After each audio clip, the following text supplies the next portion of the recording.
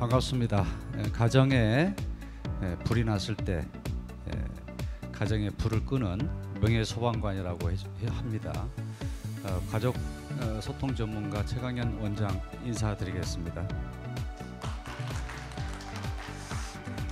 오늘 주제가 예고했듯이 코로나 시대의 행복한 가정에 대한 이야기입니다.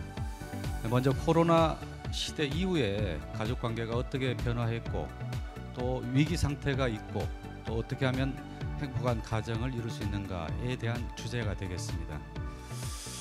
자, 보시면은 작년에 코로나가 WHO에서 공식적으로 1월 달에 선언이 됐습니다. 앞으로 말이죠. 코로나 이전과 코로나 이후가 역사가 다시 명명을 할 건데요. 뉴 노멀 시대라고 하지 않습니까? 그래서 이 코로나를 잘 극복한 나라들은 상당한 그 전진을 할 거고, 이 위기 방역을 극복하지 못한 일부 선진국뿐만 아니라 이런 나라들은 상당들이 퇴보하는 이런 시점에 있다는 겁니다.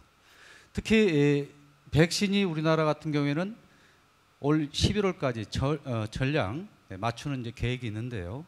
아무튼 그런 일정이 있고 잘 됐을 때 내년 상반기 정도는 정상화되지 않겠느냐 이렇게 이제 예측을 하고 있습니다. 자, 한국은 K 방역이라는 걸 가지고 브랜드화하고 있습니다.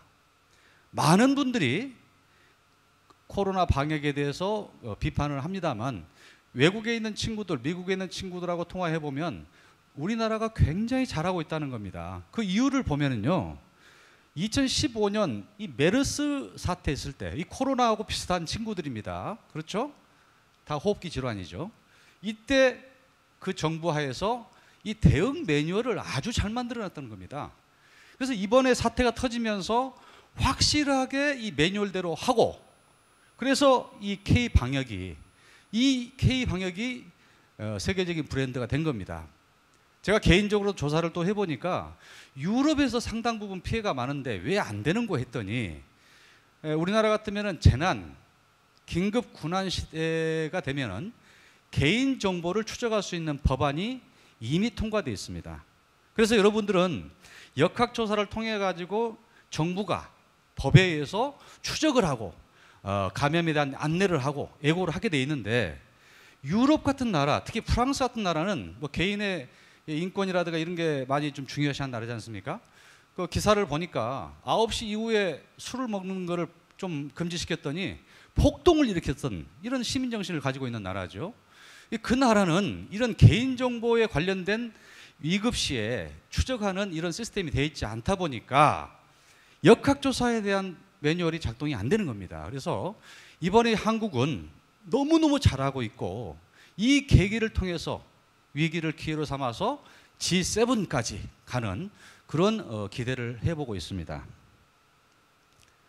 자, 코로나 이전에도 문제됐지만 문제가 되고 있는 사회현상 몇 단면을 조금 소개하고 본론으로 들어가겠습니다. 출생률 자체는 우리나라가 뭐 저출생률이 심한 나라였다는 걸 알고 계실 겁니다. 그런데 결혼 비혼율이 또 증가하면서 이렇게 출생률이 0.92까지 정확히 1990년도에 62만 명 출생을 했는데 정확히 30만 명 2019년도, 그러니까 하프 정도가 떨어져 버린 거죠.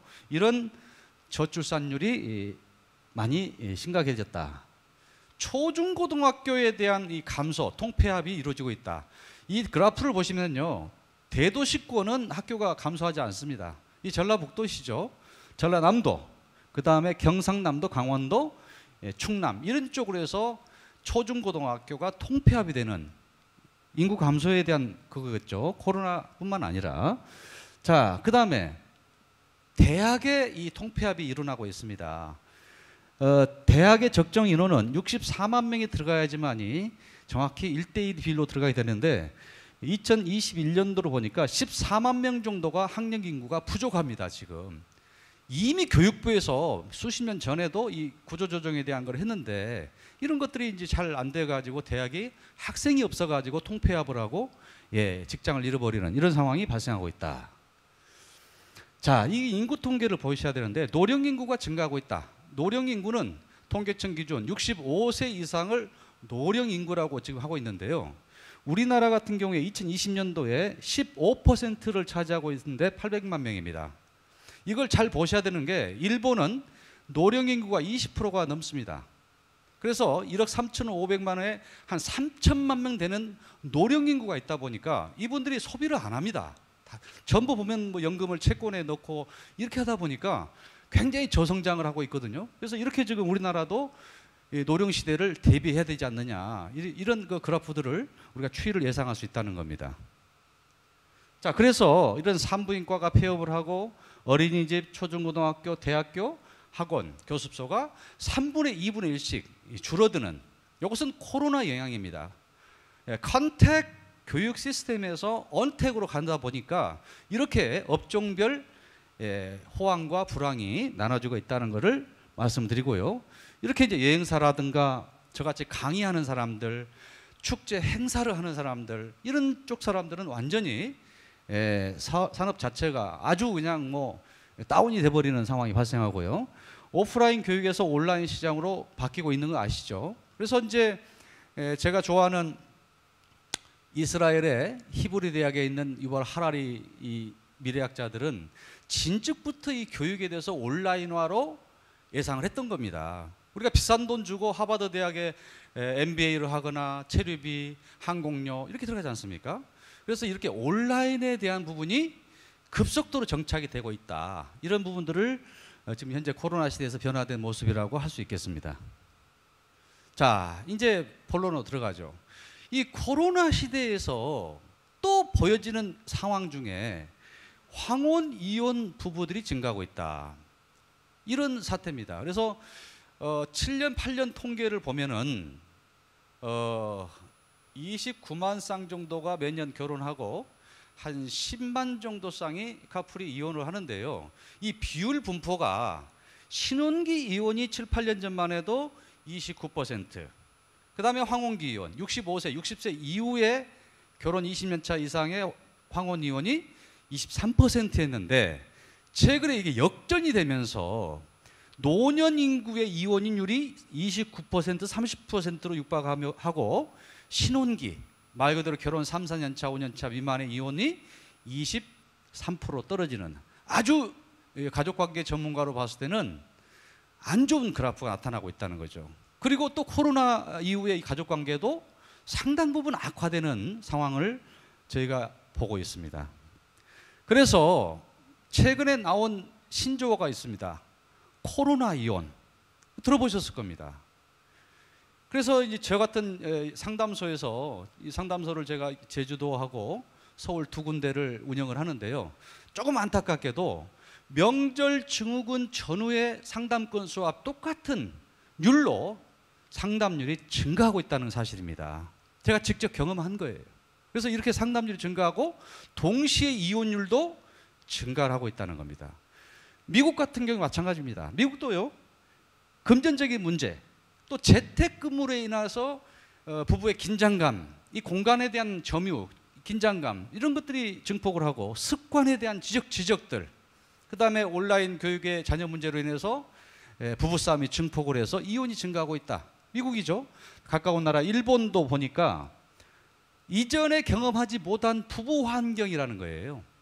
남편은 일찍 일을 하고 아내는 전업주부로서 이렇게 싸울 시간도 없고 정말 한 소리 하고 싶어도 피곤한 남편을 붙들고 이야기할 수 없었던 이런 환경에서 재택근무라는 특별한 상황이 발생하면서 이제는 싸울 수 있고 대화를 시작하다 보니까 많은 상담이 증가하고 이혼율도 증가하고 있다. 이런 상황을 말씀을 드리겠습니다. 많은 부부 전문가들이 가정의 소통 문제를 이야기할 때 이 존 그레이의 화성에서 온 남자, 금성에서 온 여자에 대한 책을 인용합니다. 저 역시도 이걸 이야기하는데요. 여기서 무엇을 말할까요?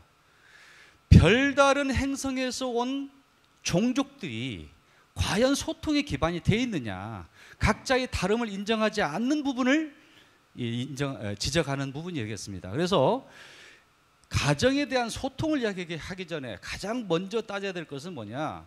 금성에서 온 여성의 종족과 화성에서 왔다고 하는 이 남성의 종족이 지구인이 되는 과정에 어떤 차이가 있는지를 먼저 우리가 알아야 된다는 겁니다.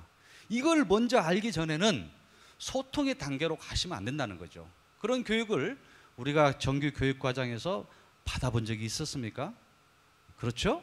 다 연애하고 그런 걸 생략하고 그러다 보니까 이런 오류들이 발생한다는 거죠. 어떻게 차이가 있는가를 자, 학습해 보겠습니다. 자, 남성과 여성의 기본적인 욕구를 먼저 알아야 됩니다.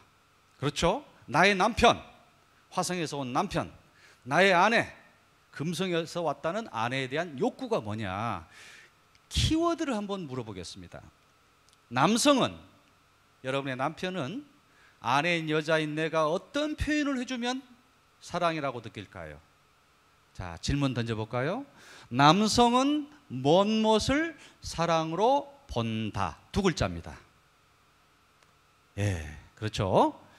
예, 제가 원하는 것은 인정입니다.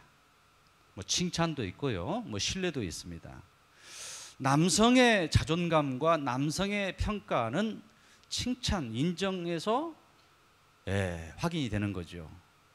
그래서 어머니의 마음으로 큰아들을 하나 키우듯이 남편을 대하는 것은 항상 상수인 어머니 성으로 아내가 상수로서 남편을 인정해주고 신뢰해주는 이런 기조의 스탠스를 쭉 해준다면 아내가 원하는 남편을 만들 수 있다, 이렇게 봅니다. 좀 아내에 대해서 공부를 해볼까요? 금성에서 왔다는 여성의 종족은 남편으로부터 어떤 평가를 받고 싶어 할까요? 여성은 무엇을 사랑으로 본다. 두 글자입니다. 여성은 무엇을 사랑으로 본다. 예, 관심이었습니다. 여성은 할머니가 될 때까지 관심받고 사랑받을 때, 누구로부터? 내 남자, 내 남편으로부터 사랑받고 관심받을 때 행복감을 느끼는 존재입니다. 이게 돈이 많이 들어가는 것도 아니에요. 관심을 보여주는 것은 어떤 거죠? 강론으로 들어가겠습니다만 기념일을 지켜준다든가, 가사분담을 통해서 청소를 한다든가, 또 아름답다든가, 밥을 먹었으면 맛있게 먹었다든가, 이런 조그만한 부분, 아내의 여성성에 대한 외모를 존중해 준다든가, 이런 한마디 한마디들을 남편은 함으로써 여성은 행복해지고 또 유방암도 안 걸리는 거죠. 자, 그렇습니다. 자, 강론으로 들어가서 원러디 하리 박사 임상학자가 이렇게 분류해낸 강론으로 나와 있는데, 구체적인 욕구를 한번 또 들어보면요, 여러분이 이렇게 남자와 여자, 남편과 아내의 욕구가 다르구나라는 것을 알 수가 있는 겁니다. 보실까요? 자, 남편이 원하는 거 뭡니까? 지금 저 청중 중에 여성 CEO분들도 계시는데 잘 보십시오. 첫 번째가 성적 욕구의 만족입니다.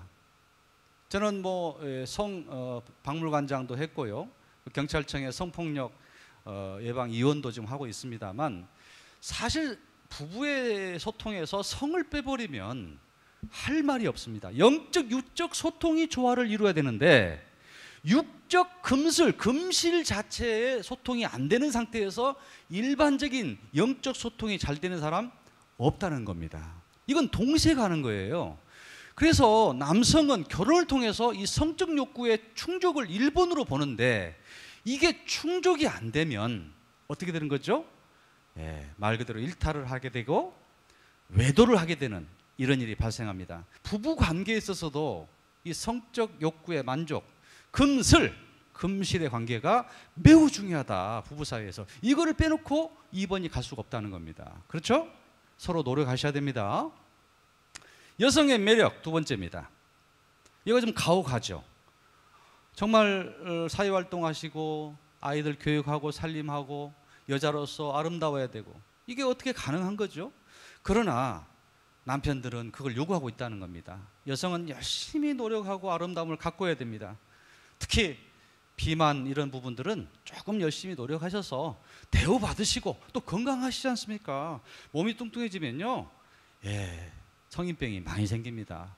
무릎에 관절염도 오고요, 나이 드신 분들이요, 성인병 많이 옵니다. 그래서 여성이 조금 노력을 할 필요가 있다. 남성들이 생각하는 겁니다. 예, 착각하지 마시고요. 오해하지 마십시오. 다음 장면에 또 남편이 원하는 거 나오고 아내가 원하는 거 나오니까요.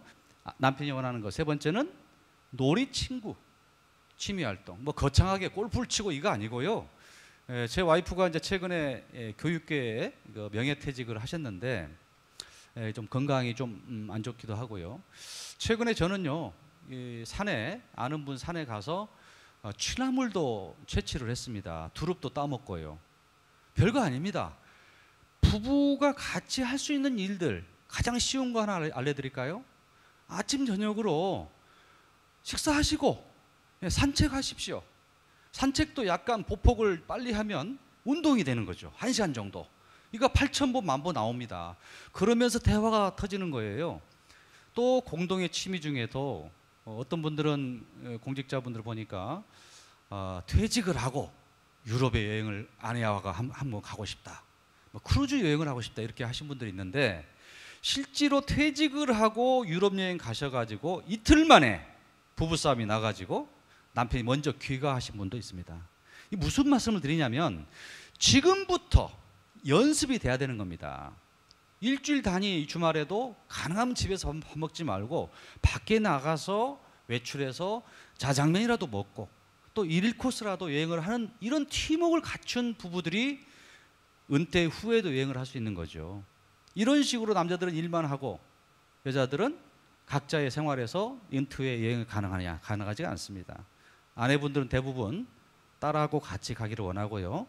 자기 여자친구들하고 여행하기 원하지 남편하고 가는 거 원치 않습니다. 그걸 하려면은 퇴직 전부터 지금부터 애행 연습을 하라는 겁니다. 가장 가까운 거 다시 정리합니다. 아침 저녁으로 아내와 산책하는 것부터 하시게 되면 은퇴 후에 충분하게 공동의 취미 활동을 또 할 수 있다.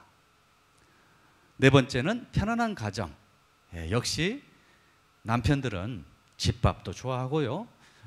친근한 이부자리에서 편안한 내조를 원하고 있습니다. 그리고 마지막으로 칭찬을 원하고 있네요. 아까 말씀드렸듯이 아내분들은 어머니 성으로 내가 큰아들 하나 키운다는 마음으로 항상 남편을 어떻게 인정해주고 존중해주고 잘한다고 이렇게 표현해 주시면 그 남편은 행복해지고 정말 이렇게 인정해주는 아내를 실망시키고 싶겠습니까? 더 잘하려고 하지 않겠습니까? 이렇게 심리적으로 평가를 해주시면은 남편들은 사랑으로 느낀다. 자, 이제 아내분들이 생각하는 걸 볼까요? 남자분들 잘 보셔야 됩니다. 내 아내가 남편인 남자인 나에게 어떤 요구를 하고 있는가? 이걸 보겠습니다. 첫 번째로 애정 표현을 풍부하게 합니다. 관심의 일종이죠. 관심의. 제가 이제 상주시 홍보대사를 하고 있는데요. 10여 년 전에 제가 유촉을 받았죠.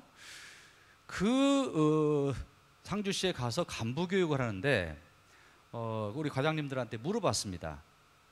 최근에 우리 아내분께 사랑한다고 한 적이 있습니까? 했더니 없다는 거예요. 그럼 사랑하지 않습니까? 했더니 아니요, 사랑 안 돼요. 그러면 왜 표현을 하지 않습니까? 했더니 안 돼요. 안 돼. 안 돼가 뭐예요? 눈은 안 돼가 아니고 내가 말하지 않더라도 아내가 내가 사랑한 줄 안다는 거예요. 이런 오류를 범하는 거예요. 그러면 1년치 밥 365그릇을 한꺼번에 먹어버리죠. 1년 내내 하지 마세요. 여성성은 뭐냐면 수시로 남편의 사랑을 확인받고 싶은 거예요. 그렇게 사랑한단 말, 애정 표현, 문자, 카톡. 그래서 제가 교육을 시켰습니다. 지식은 아는 것보다 실천이 중요하다. 그래서 어떻게 했죠? 자, 우리 과장님들, 자, 문자 넣겠습니다. 지금 아내분께 문자 넣어주세요. 사랑해. 문자를 넣습니다. 이게 실제 상황입니다. 난리가 나버렸어요. 첫 번째 답변이 어떻게 온지 아세요? 미친놈, XX하네. 이게 사실입니다. 왜? 30년 만에 처음으로 문자라는 걸 할 줄 모르는 남편이 문자로 보내오니 이게 장난 같지 않습니까? 이건 정말 당신 진정성이 없다, 미쳤다, 당신 미친놈, 이 XX라고 한 거예요. 두 번째는요, 이 지혜로운 분이에요. 눈치가 빨라요. 당신 교육 중이지? 교육 받았지? 이건 정상이잖아요. 출장 갔으니까. 자, 세 번째는 어떤 상황이 왔느냐. 이게 우리나라의 비극입니다. 어떤 XX한테 보냈냐고. 나한테 보낸 게 맞냐 이거야. 당신 실수로 보냈지? 부부싸움이 나가지고 제가 확인해주고, 여보세요, 제가 최강현 교수인데요, 제가 확인해 보시면 제가 교육 중에 하라고 한 겁니다 했더니 그 아내분이 아웃 X 팔려 하면서 그냥 끊어버리시더라고요. 제가 쓴 책 한 5권 썼는데요, 우리나라 중년 남자를 가리켜서 애정 표현 결핍증 환자라고 썼습니다. 이거 제가 만든 이야기예요. 우리는 표현할 줄 몰라요. 교육받지도 않았어요. 이걸 누구한테부터 받았어야 되냐. 가정에서 우리 부모가, 아버지가 엄마를 사랑해 주는 모습, 이런 모습을 보는 게 아니라 싸우고, 그렇지 않습니까? 그러니까 학교에서도 애정 표현하는 모습을 우리가 교육받지 않았고, 가장 중요한 멘토가 돼야 될 부모가 그런 모습들을 보여줬어야 되는데 부모는 싸우는 모습, 이런 것을 많이 봤을 거예요. 그러다 보니까 남자들은 여자에게, 내 아내에게 수시로 이쁘다, 멋지다, 미장원 갔다 오면 머리 스타일이 바뀌었으면 미장원 갔다 왔어, 이쁘다, 관심 보여주는 거. 밥을 먹었으면은 김치찌개 맛있는데, 야, 자제분들한테도 야, 네 엄마 김치찌개 참 최고야, 이런 것들을 할 줄을 몰라요. 그렇죠? 그러니까 여성들이 불행해지는 거죠. 이 뜻은 아시겠죠? 수시로 아내에게 애정 표현을 하라는 겁니다. 문자, 카톡, 그냥 별 뜻 없이 점심 뭐 먹었어? 못 먹으면 뭐 할래? 당신이 알아서 뭐 달라고, 이렇게 하지 마시고 그냥 물어봐 주는 거, 이렇게 문자, 카톡을 툭툭 던져주는. 지금 우리 여기 사장님들 사활이라 많이 바쁘시죠. 그러나 수시로 아내에게 별 뜻 없는 문자, 카톡 같은 것도 하나씩 던져주는, 이게 굉장히 여성에게는 관심의 표현이라는 거죠. 아시겠습니까? 자, 두 번째는 소통의 강론으로 나오겠습니다. 이야기를 잘 들어줘야 됩니다. 아내가 여보, 이 문제를 어떻게 해결해 좀 해줘, 아는 분 있으면 어떻게 좀 소개해줘, 내가 도저히 문제를 해결할 수가 없어, 이렇게 하기 전까지는 어떻게 해야 됩니까? 그냥 들어주면 되는 거예요. 이게 공감이라고 하는 건데요, 이게 우리나라 남자가 굉장히 안 되는 겁니다. 성질 급한 남자들은 쓰잘데없는 소리 한다고 중간에 말을 끊어버린다든가, 이렇게 중간에 말을 못하게 하거나 들어주지 않는 이런 것들 때문에 우리나라의 주부 아내분들은 답답해하고 소통의 어려움을 겪어서 급비하는 화병이라는 것이 나오죠. 그리고 유방암까지 가죠. 유방암의 100% 70%의 원인은 대한민국 남편들입니다. 얼마나 속을 썩이면 여자분들이 유방암이 옵니까? 이거 유념하셔야 돼요. 무조건 잘 들어주는 이 자세가 굉장히 아내들이 원하고 있다. 세 번째, 경제적인 안정. 여성들도 사회 진출을 많이 하고 있습니다만 그래도 압도적으로 남편들이 경제활동을 많이 하고 있죠. 그래서 경제활동은 기본적인 의무가 되고, 그것은 기본적인 사항이기 때문에. 마지막으로 자녀와의 많은 소통 시간을 원하는데요, 이거는 좀 확장해서 좀 상위 개념으로 들어가 보면 본가와 처가를 좀 동등하게 정치력을 구사해주는 남편을 원하고 있습니다. 어떤 분들 중에는요, 자기 본가에는 용돈을 30만 원 주고 저기 처갓집은 20만 원 주고, 그 왜 20만 원 줬냐고 하니까 고스톱을 치다가 10만 원을 잃어서 남은 돈 20만 원 줬다는 거예요. 그게 말이 안 되는 이야기죠. 자, 동등하게 내 아내가 내 친부모에게 잘 해달라고 하기 전에 사위인 내가 처가의 양부모님께 내 부모처럼 해보세요. 그러면 어떻겠습니까? 효녀가 되고 싶은 것처럼 효자가 되고 싶습니다. 마찬가지죠. 그래서 이 처갓집 관계를 동률하게 남편이 하게 되면 아내가 내 친부모에게도 정말 잘할 것이다. 그리고 기본적으로 이 소통을 하기 위해서는 기본적인 남자 여자의 언어 구조, 뇌 구조의 기능에 따른 차이를 좀 몇 가지 알고 들어가면, 야, 이래서 좀 소통이 어렵구나, 어려운 게 사실입니다. 한번 보겠습니다. 어떻게 남녀가 차이가 있는지 앨런 피즈 언어학자가 분석한 건데요, 남성은 어떻습니까? 좌뇌의 기능이 100%입니다. 여자분들은 좌뇌 우뇌 동시에 멀티플레이를 하는데 남자들은 좌뇌 쪽만 활용하다 보니까 공간 개념, 주차, 한번 지도 같은 거 보면 잘 보고 한번 갔던 길 그냥 갑니다. 이런 걸 잘해요. 그 다음에 동공이 여성의 동공과 달라가지고 멀리 있는 걸 보게 잘 돼 있습니다. 그 왜냐하면 진화론적으로 남자들은 사냥을 했어야 되지 않습니까? 그렇지 않아요? 신체가 좀 커져 있지 않습니까? 그래서 저게 멀리 있는 짐승이 토끼인지 사자인지를 보고 가야 돼요. 토끼라고 보고 갔는데 사자면 어떻게 됩니까? 잡에 먹히는 거죠. 그래서 이 진화론적으로 남자들은 멀리 있는 걸 잘 봅니다. 여성은 반대로 멀리 있는 거 못 보고요. 좌우의 확장성이 아주 좋습니다. 누가 옆에 따라온 거 다 알아요. 그렇습니다. 자, 그래서 남자는 뇌구조 좌뇌 활용도로 하다 보니까 한 번에 하나가 이렇게 일을 못한다. 1타1피입니다. 1타1피. 남자들은 절대 한 번에 한 가지밖에 못해요. 이거 집에서요, 남편에게 못질을 좀 시켜주세요. 시계가 하나 선물 들어왔으니까 못질을 하고 있는 남편에게 정치 이야기, 스포츠 이야기, 주식 이야기를 막 해보세요. 갑자기 남편이 망치로 손을 찍어버립니다.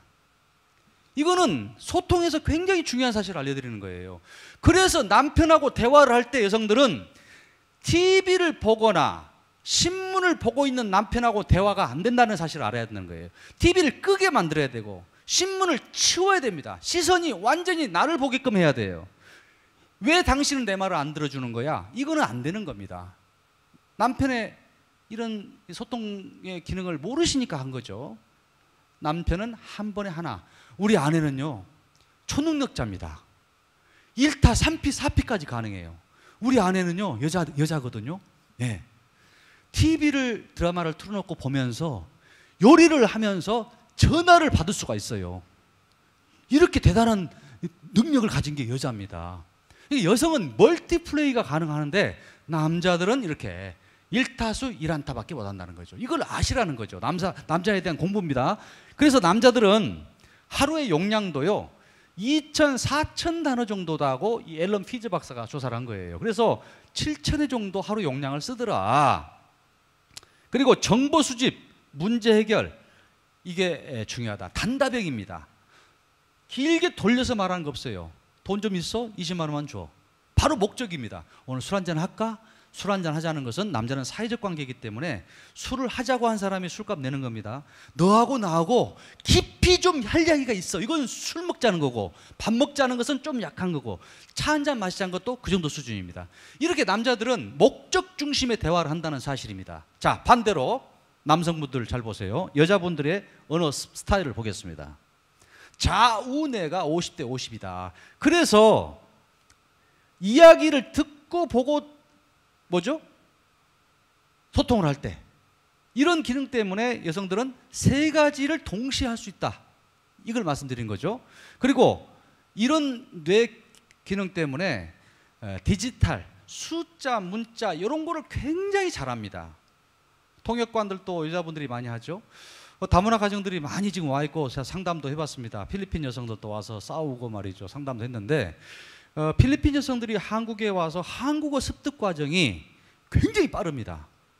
근데 반대로 남자가 필리핀으로 장가를 갔다 합시다. 언어 습득 과정이 매우 더딥니다. 여성은 이 언어 능력이 굉장히 뛰어난 것 같아요. 사회성도 좋고요. 그래서 여성은 언어 습득 능력이 좋다 보니까 언어 관련, 교육 관련, 통역 이런 쪽으로도 많이 직업을 선택하기도 합니다. 그렇죠? 자, 하루에 6,000, 8,000 단어 정도에서 2만에 남성에 비해서 2.5배 정도의 용량을 가지고 말을 하게 됩니다. 엄청난 말을 하게 되는 거예요. 여성들은 이 수다를 못하게 하면 전부 우울증 환자가 돼버릴 수 있어요. 그만큼 여성들은 그 사교성과 사회성을 가지고 있고요. 특별한 뜻이 없어도 그냥 친해지고 싶어서 대화하는 그런 습성을 가지고 있다. 요거를 우리 남자들이 알아라는 이야기입니다. 그리고 좋은 관계를 위해서 말하고 길게 돌려서 말하더라. 돈을 꾸러 가는데요. 30만 원을 2층 아파트에 올라갑니다. 근데 마침 드라마 재밌는 것이 하고 있어요. 한참 보다가 드라마 끝나니까 그냥 와버렸어요. 내가 왜 갔지? 돈 빌리러 갔지? 이렇게. 그리고 돈을 빌리기 위해서는 한 20분 있다가 빙빙 돌리다가 언니 돈 좀 있어? 이렇게 물어보는데 남자들은 어떻다고요? 형님 20만 원만 빌려주세요. 이렇게 남자는 대화의 중심이 목적 중심으로 직접 화법을 쓰는 거고 여성들은 은유적으로 우회시키는 화법이 있다. 이런 차이들을 우리가 알고 소통을 이야기한다는 거죠. 자, 아셨죠? 예. 자, 그래서 이런 남녀의 차이, 여성과 남성의 다른 언어 구조와 욕구의 차이를 알았으면 어떻게 소통을 해야 되는가? 세 가지를 가져왔습니다. 첫 번째는 73법칙이라고 방송에서 많이 했던 겁니다. 경청에 대한 이야기인데요. 7은 경청이고 3은 말하는 겁니다. 그만큼 들어주는 거에 대해서 중요성을 말씀드렸죠. 그렇죠? 두 번째도 마찬가지입니다. 3그 대화법이라고 아내가 어떤 이야기를 할 때 이거 어떻게 해? 도와줘. 해결을 해줘. 이렇게 하기 전까지는 남성은 어떤 스탠스를 취하느냐? 3그 대화법. 그래. 그랬어. 그랬었구나. 그래서 어떻게 됐어? 이런 식으로 제가 예능 프로에 방송에 이제 자주 출연했죠. 종편이나 공중파에 출연했는데요. 거기 가보면 이제 연예인들도 있고 저 같은 부부 전문가, 전문 패널이 쭉 앉아있는 그런 프로가 있었습니다. 팽현숙 씨도 뭐 옆에 있었고요. 팽현숙 씨 같은 경우 보면은요, 연예인들은 참 그걸 잘하는 것 같아요. 어떤 패널이 어떤 주장을 하면 별로 제가 봤을 때는 뭐 재밌는 내용도 아니에요. 근데도 리액션이라는 걸 해줍니다. 파한대서를 해주고, 예, 박수를 치고 웃어줍니다. 그러면 우리 카메라 감독님들이 한번 잡아주죠. 이게 리액션이라는 건데요. 부부 대화에서도 굉장히 중요한 겁니다. 아내가 어떤 이야기를 했을 때 반응을 보여주고, 예, 공감해 주는 거. 이런 게 바로 3그 대화법이죠. 이 73법칙과 3그 대화법은 철저하게 아내와의 소통에 있어서 남편들이 실천해야 될 사항이라고 제가 강조합니다. 이 부분만 여러분들이 잘 해주시면 부부 소통 80점부터 시작합니다. 마지막으로 1, 2, 3 대화법. 이것도 마찬가지입니다. 한 번 말하고 두 번 듣고 마지막 리액션 맞장 붙여주는 겁니다. 그랬었구나. 얼마나 마음이 아팠어. 아, 그 나쁜 놈이 있네. 이런 식으로 남편들이 툭툭 아내와의 대화를 공감해주면 아내는 행복해지고 이제는 친구하고 대화할 내용을 남편에게 이야기하게 되는 이 소통이라는 것이 그런 겁니다. 지식은 아는 것보다 실천을 통해서 하는 것이 매우 중요하다. 이렇게 말씀을 드리겠습니다. 부부싸움이라는 것을 이제 말씀을 드리는데 저에게도 질문을 가끔 던지는 분이 있습니다. 우리 원장님도 부부싸움을 하십니까? 라고. 예, 저도 부부싸움을 합니다. 왜 안 하겠어요? 그러나 저는 원칙이 하나 있습니다. 하루를 넘기지 않는다는 거고요. 그리고 제가 먼저 툭 털립니다. 미안해 여보. 어떤 노인 부부들은요, 정확히 3개월 동안 서로 침묵으로 먼저 말한 사람이 지는 거예요. 그 투기와 시기를 하는 거예요. 얼마나 유치한 싸움입니까? 그래서 언어를 소통을 어떻게 하냐? 냉장고에다가 포스트잇을 붙여놓고 말을 안 하는 거예요. 서로 말하면 지니까. 이런 부부들이 있다는 거예요. 정말 시간이 없습니다. 부부싸움 중에서도 가장 극렬한 내용 중 4가지. 비난, 경멸, 이건 공격적인 것이죠. 이런 것을 심하게 하신 분들은 제가 솔루션이 매우 힘들어지죠. 특히 가장 힘든 거는 회피형 중에서 방어, 내가 뭘 수동적인 방어를 한 사람 중에 가장 심한 경우에 담쌓기를 해버리면 부부 전문가가 솔루션 자체를 할 수가 없습니다. 우리가 치료를 할 때도 초기에 가면 진단을 내려서 치료가 됩니다. 이 담쌓기를 해버린다는 것은 투명인간 취급하고 아니 무시해버린 전략으로 하는 부부들 같은 경우에는 저와 같은 전문가가 아무리 설득을 해도 회복이 불가능하다는 것을 말씀드립니다. 그래서 주변에서도 좀 어려운 분들이 있으면 우리가 이빨이 아프면 치과를 가고 또 그렇지 않습니까? 병원을 가죠. 부부의 관계, 소통의 갈등이 증폭되면은 어느 분한테 찾아가야 됩니까? 동사무소에 가야 됩니까? 그렇지 않죠. 부부 전문가, 부부 상담소를 가서 전문가에게 객관적인 자료를 가지고 가서 분석을 하고 솔루션을 받는 겁니다. 우리가 상담의 영역들도 이제 3만 불, 4만 불 시대에 가지 않습니까? 자기의 문제를 속 시원하게 속풀이도 하고 또 해답을 받아서 진단을 받으면 행복한 길로 가지 않겠습니까? 코로나 이후에 행복한 가정을 위한 우리의 노력들 10가지 준칙을 제가 만들어 왔는데요. 이제 정리를 해보겠습니다. 첫 번째로 배우자의 단점을 이해하자, 인정하자, 이게 되겠습니다. 존 가트만 교수라고 시카고 대학의 부부치료 권위자입니다. 이 교수가 부부 상담학을 하시는 분들은 이 가트만 치료법을 다 공부를 하는데요. 저도 감명을 받았습니다. 이 가트만 교수가 무슨 말을 하느냐? 부부 갈등, 부부 싸움의 70%는 해결할 수 있다, 없다? 없습니다. 자, 무슨 말이냐면 이 인간을 사람으로 만들어 보겠다고 죽을 때까지 잔소리해서 해결이 안 된다는 겁니다. 그 전에 본인이 유방암에 와버려요. 어떻게 해야 됩니까? 정말 결혼 혼인관계를 지속시키기 어려울 정도의 문제 습관이라면 폭력적인 거라든가 반복적인 외도라든가 부양의 의무를 안 한다든가 이런 정말 결정적인 것이 아니라면 어떻게 하라고요? 상대의 단점 습관을 수용하고 인정하는 자세가 중요하다는 걸 말씀드립니다. 여러분은 고칠 수 없는 문제를 가지고 계속적인 잔소리와 공격을 하고 있는 겁니다. 그렇지 않습니까?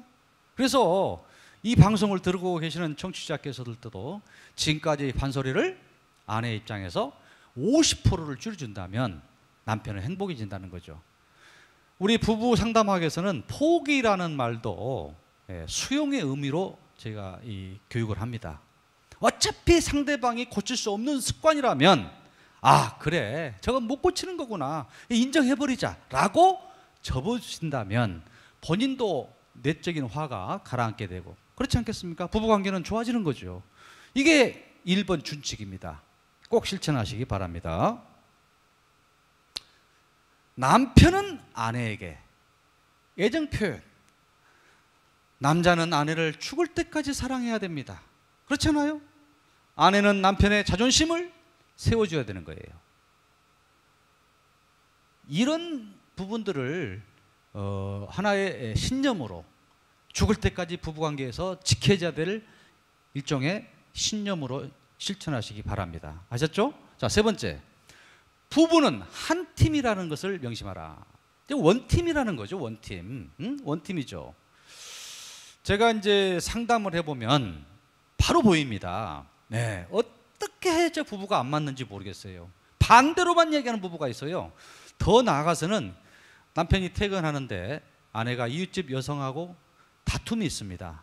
그런데 남편이 가서 제 아내인데요, 우리 아내가 원래 그래요, 제가 사과드리겠습니다. 이런 못된 남편이 있어요. 반대로 그렇습니다. 아내가 시장 봐가지고 집에 들어가는데 남편이 이웃집 남자하고 싸움을 하고 있어요. 우리 남편이 고집스럽거든요. 그리고 아내가 끼어들어서 제가 부인인데요, 우리 남편이 원래 그래요, 제가 사과드릴게요. 이런 바보 같은 아내가 있습니다. 시시비비는 집에서 따지는 거고요, 대외적인 관계에서는 무조건 원팀이 돼야 된다는 것을 여러분이 깨버린 거죠. 당신 누구야? 내 아내가 맞아. 이렇게 말해줘야 되죠. 이 원팀 정신을 깨면요, 다 깨지는 겁니다. 아내가 그 동네에서 살 수가 없는 거예요. 자기 남편으로부터 인정받지 못한 남편, 아내가 어떻게 이웃집 남자들, 이웃집 여자 아녀들하고 대우를 받겠습니까? 그래서 부부는 어떤 일이 있더라도 팀워크를 가지고 단일화된 의견을 내야 된다. 요거를 지키라는 겁니다. 아셨죠? 부부싸움이 극렬한 사람들은 이런 제도가 참 좋은 것 같아요. 여기에 해당이 안 되시겠지만 젊은 부부들에게는 이 제도를 제가 많이 상담 중에 권고를 하는데요. 이 타임아웃 제도, 또 좀 좋은 한국말 있으면은 그만, 스톱, 정지 이렇게 해도 됩니다. 저는 영어로 타임아웃이라 했는데요. 이렇게 부부싸움이 과열될 때 약속이 된 상태라면 일방에서 타임아웃 하면 정지가 돼야 됩니다. 부부싸움에서 가장 안 좋은 현상은 너무 극렬하게 싸움을 하다 보니까 해서는 안 될 욕짓거리, 그 다음에 폭력이라든가 정말 바로 후회할 수 있는 일을 하거든요. 특히 이 화가 이 통제가 안 돼서 극단적으로 상처가 되는 행동들을 하게 되는데요. 이걸 막을 수 있는 방법 몇 가지를 또 소개하겠습니다. 화가 많으신 분들은 정말로 한번 실천해 보세요. 첫 번째로 36개 줄일랑입니다. 이게 무슨 말이냐면 현장을 떠나버리라는 겁니다. 스트레스 원인 중에서도요, 트라우마는 뭐냐? 그 장소로 가면 안 돼요. 생각을 하면 안 돼요. 그 사람을 만나면 안 됩니다. 마찬가지로 현장을 떠나버리시라는 거예요. 보지 말라는 거예요. 가능하겠습니까? 그러면 되는 거죠. 두 번째는 심호흡을 3번 정도 하시게 되면 아주 효과적입니다. 너무 성질이 났어요. 자, 들어 마시는 거 흡기, 뱉는 것을 배기인데요. 따라서 해보겠습니다. 3번만 들어 마셔보겠습니다. 자, 시작.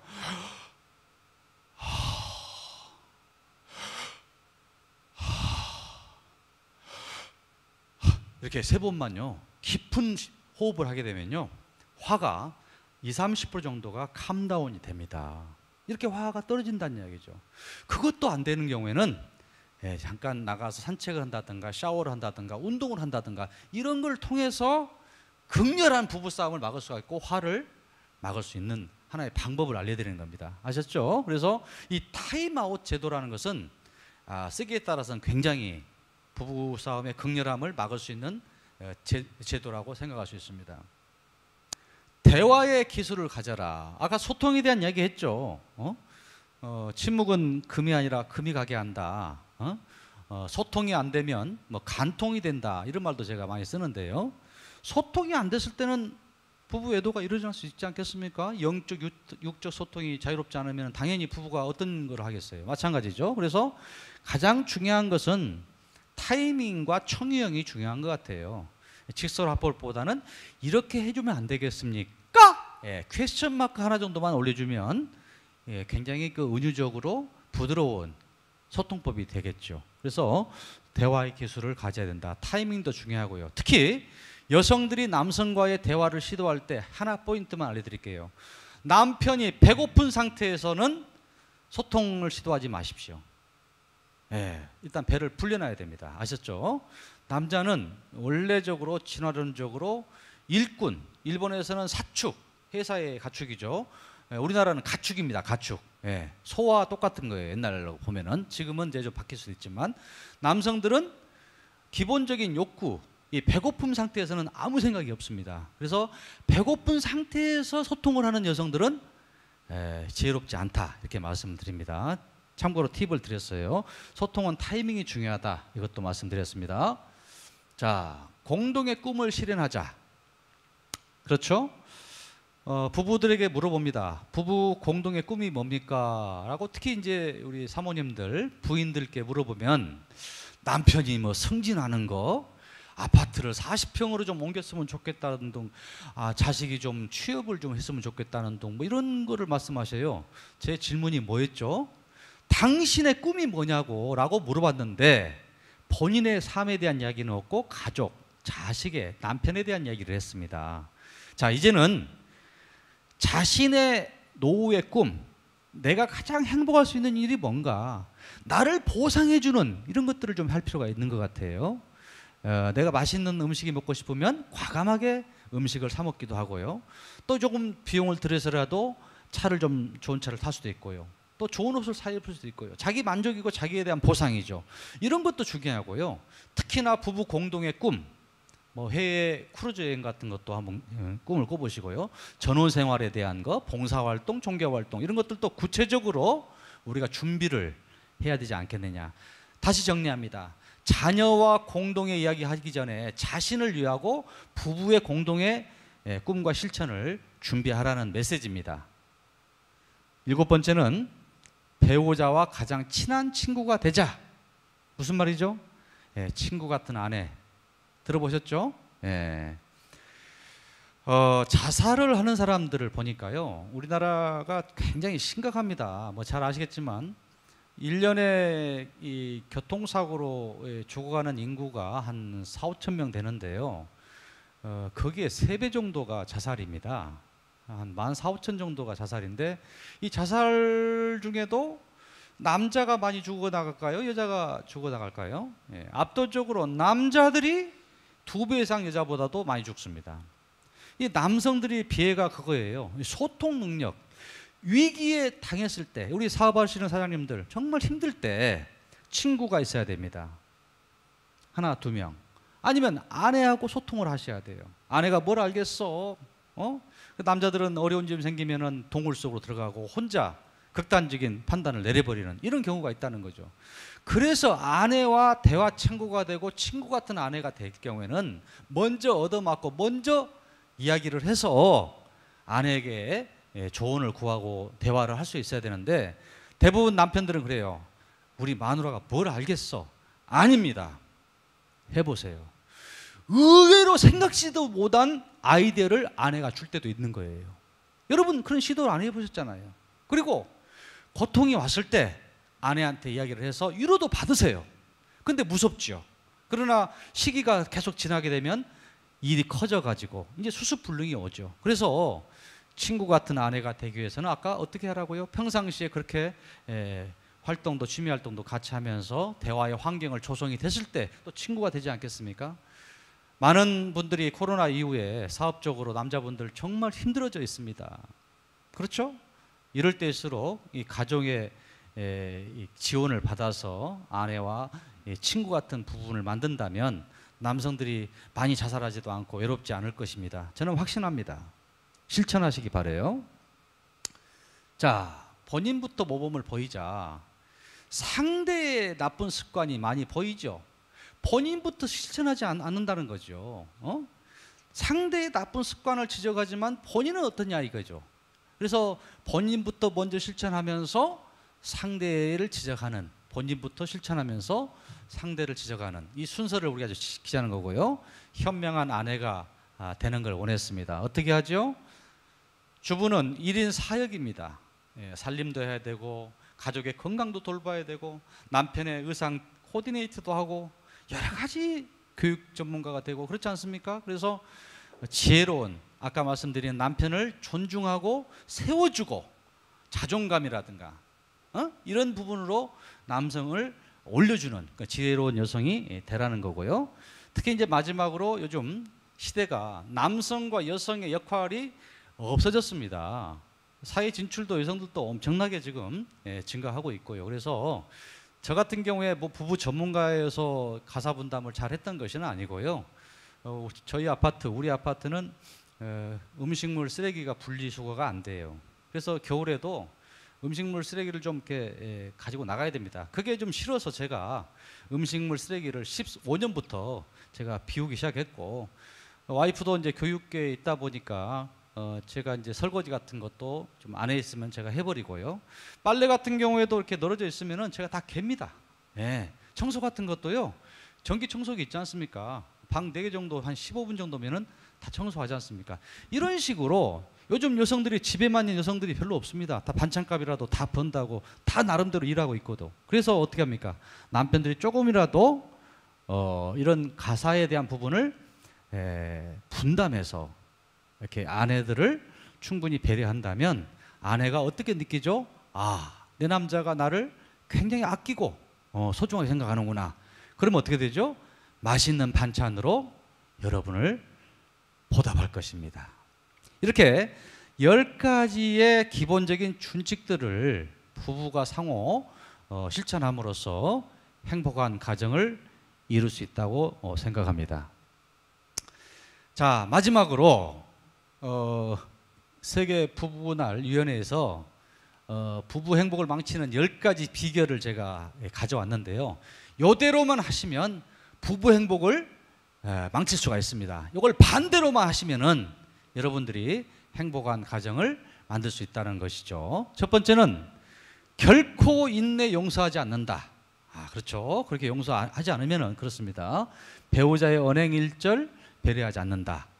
세 번째는 서로 간의 칭찬을 멀리하고 마음대로 미워하고 저주한다. 네 번째는 일체의 애정 표현이나 선물을 금한다. 제가 애정 표현 많이 하라 했지 않습니까? 갖가지 폭력 욕설을 일삼는다. 여섯 번째는 뭐죠? 과감히 외도를 하되 배우자 자녀가 무슨 짓을 하든 상관하지 않는다. 이건 이제 무관심 방관이죠. 자, 부부가 경제 호주머니를 따로 찬다. 이렇게 하시면은 불행해진다는 겁니다.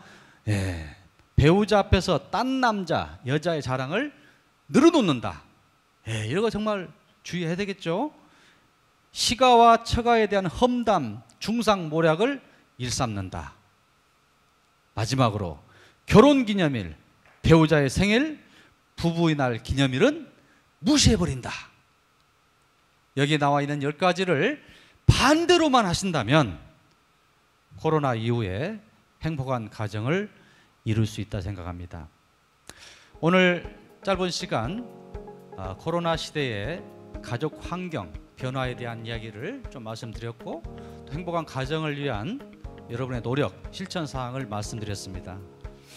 남의 나쁜 점과 습관을 지적하기 전에 내 스스로가 먼저 고치고 실천하는 이런 모습을 보여야 되고요. 소통에서도 항상 말씀드립니다만 상대방의 말을 잘 들어주는, 경청하는, 공감하는, 특히 남편들에게 강조드립니다. 이 습관을 실천하신다면 행복한 가정을 이룰 수 있다고 자신합니다. 실천하셔서 행복한 가정을 꾸리시기 바라겠습니다. 대단히 감사합니다.